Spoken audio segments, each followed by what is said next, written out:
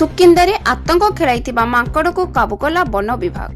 ସୁକିନ୍ଦାରେ ଆତଙ୍କ ଖେଳାଇଛି ଏକ ଜଙ୍ଗଲୀ ମାଙ୍କଡ। ସୁକିନ୍ଦା ବ୍ଲକ ଛକରେ ଦେଖିବାକୁ ମିଳିଛି। ସେହି ରାସ୍ତା ଦେଇ ଯାଉଥିବା ପଥଚାରୀଙ୍କୁ ଗୋଡ଼େଇ ଗୋଡ଼େଇ କାମୁଡ଼ିଥିବା ବେଳେ 10ରୁ ଅଧିକ ଆହତ ହୋଇ ମେଡିକାଲରେ ଚିକିତ୍ସା ହେଉଥିବା ବେଳେ ଖବର ପାଇ ସୁକିନ୍ଦା ବନ ବିଭାଗ କର୍ମଚାରୀ ପହଞ୍ଚି ମାଙ୍କଡଟିକୁ ବହୁ ଚେଷ୍ଟା କରି କାବୁ କରିଥିବା ବେଳେ ବନ ବିଭାଗର କିଛି କର୍ମଚାରୀଙ୍କୁ ଖଣ୍ଡିଆ ଖାବରା କରିଥିବା ବେଳେ ବନ ବିଭାଗ କର୍ମଚାରୀମାନେ ସୁକିନ୍ଦା ଗୋଷ୍ଠୀ ସ୍ୱାସ୍ଥ୍ୟ କେନ୍ଦ୍ରରେ ଚିକିତ୍ସା ହେଉଥିବା ଦେଖିବାକୁ ମିଳିଥିବା ବେଳେ ମାଙ୍କଡଟିକୁ ସୁରକ୍ଷିତ ଭାବରେ ଜଙ୍ଗଲରେ ଛଡ଼ାଯିବା ନେଇ ସୂଚନା ଦେଇଛନ୍ତି ସୁକିନ୍ଦା ବନ ବିଭାଗ ଅଧିକାରୀ ସତ୍ୟବ୍ରତ ପ୍ରଧାନ।